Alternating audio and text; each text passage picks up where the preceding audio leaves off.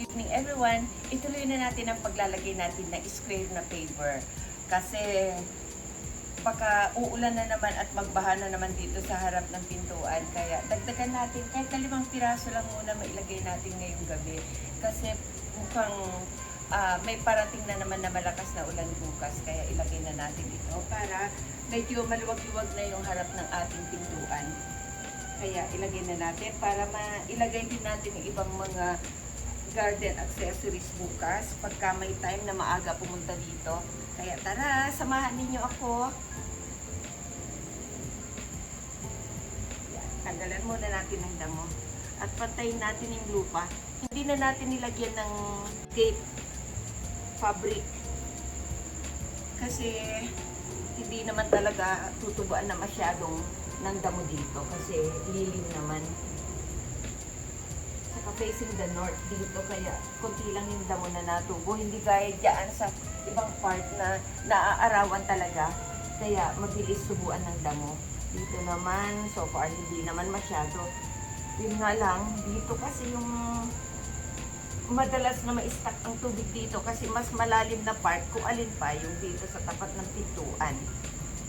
Kaya dagdagan na natin ng paper kahit na ilang piraso lang.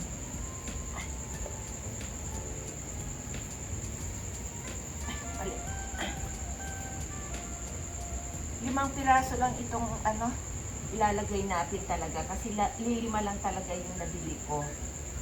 Kasi medyo nagtitipid tayo ng budget. Kaya unti-unti lang talaga.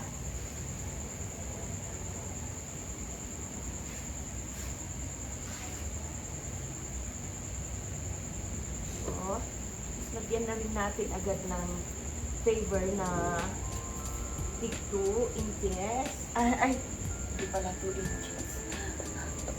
4 by 8 pala. Para mailagay na rin natin yung iba natin na accessories bukas. Marami-rami tayong ilalagay bukas. Maglalagay din tayo itong artificial na dahon na para sa fence natin. Kasi hindi na ako magtatanim na masyado ng halaman sa gilid ng fence. Gawa nung vacant lot kasi ang nakapaligid sa amin, lalo na yung harap namin.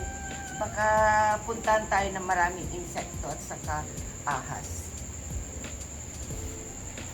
Kaya kung napapansin ninyo, pag nag-garden tour tayo, ang karamihan sa mga halaman ko nakapaikot ay mga oregano at saka lemongrass. Dahil yun daw ay nakakapagtaboy daw yung mga yun ng ahas. Ayun nga, gaya nga ng ulit-ulit ko nga na sinasabi, bawat tayong manakit o pumatay ng ahas, kaya ang ilalagay na lang natin na halaman, pangtaboy na lang. Kasi hindi naman tayo marunong manghuli ng ahas.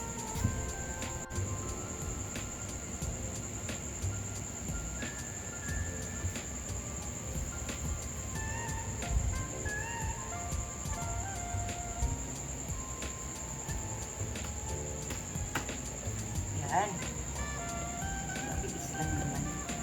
Ang lalagyan lang natin ng semento yung bandang gilid. Pero hindi ngayong gabi kasi ito kasi inuunti-unti ko, pwede ko pang dagdagan pag gusto ko pa dagdagan. At syempre, depende yun sa budget.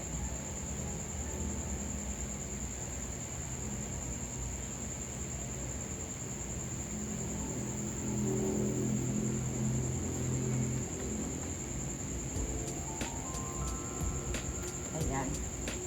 Ayan natin itong pangatlo.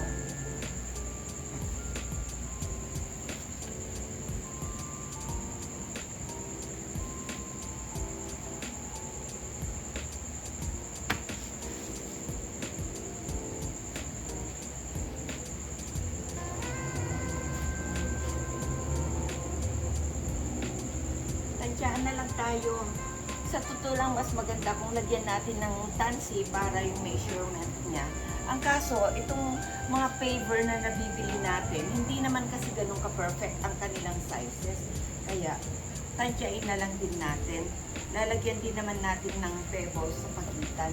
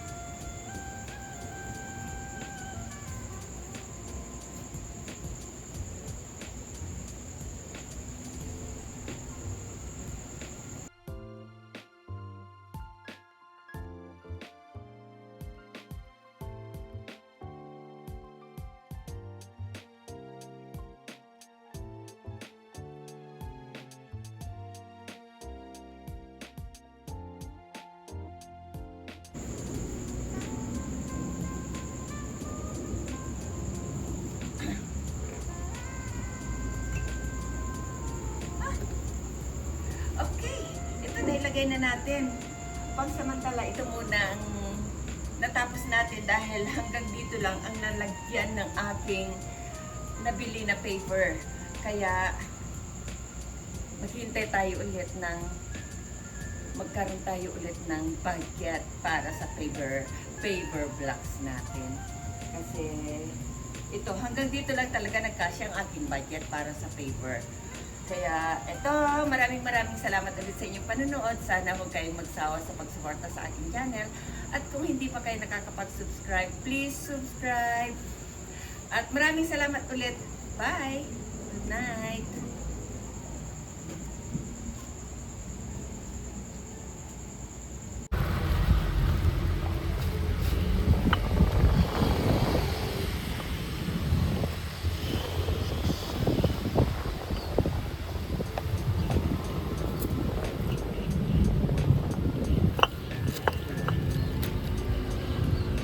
Ito na yung malalaki nating paper na isakay na din. 5 piraso lang yan.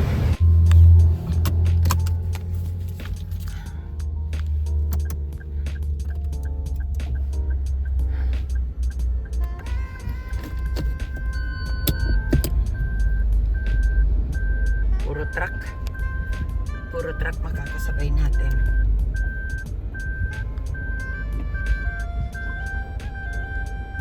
Dati, itong 10 paver lang na ito ang nailagay natin. Pero ngayon, 15 na kasi naidagdag natin yung 5 na yan. Ayan, pati yung paver blocks na 4x8 inches, yan nailagay na rin natin. Tapos, yan walkway hanggang doon. Hindi pa natin naaayos. Tiningnan ko lang kung gaano pang karami o ilan piraso pang kailangan natin. Kaya for the meantime, ganyan muna kasi maglalagay pa tayo ng garden fence. Yan, hindi naman totally na fence talaga, kundi garden fence lang. Para lang hindi makapasok ang mga stray dogs. Ayan, so medyo hindi maganda tignan pa ngayon. Lagi naman, di ba? Kaya, ayan, ito naman, itong blocks na ito, na rampa ng kotse. Pero for the meantime, ginawa naming stepping stone. Kasi nga, maputik. Kaya, pangsamantala dyan muna siya. Magagawa din natin to, diba? Sabi ko nga, pagagandahin ko to bago magpasko. So, medyo natataranta na ako kasi magkakatapusan na October. Ito, hindi pa rin tapos ang aking garden. Ito man lang walkway ang gusto kong matapos kasi nga maputik pag umuulan. Ayan siya. At saka yung garden fence, yan, ang gusto ko lang matapos. Sa nakikita nyo, baliko. Pero ayaw ko kasing straight na straight. Kasi pag nagkamali ako, kitang-kita yung mali ko kung gagawin natin straight. So gagawin natin na medyo pa-curves yan ng konti para medyo may design. May design. Okay, sakay na lang kayo sa lola. Okay, ride on na lang. Kaya, ayun, medyo pa-curves yan ng konti, pero hindi pa natin na may measure yan kung gaanong distansya yung pagitan na dapat 1 meter lang kasi nasa residential naman tayo at maliit ang ating garden kaya dapat 1 meter lang ang ating daanan. Para naman may matamnan pa ako ng halaman at gulay. So, ayun, maraming salamat ulit sa inyong panunood ngayong gabi.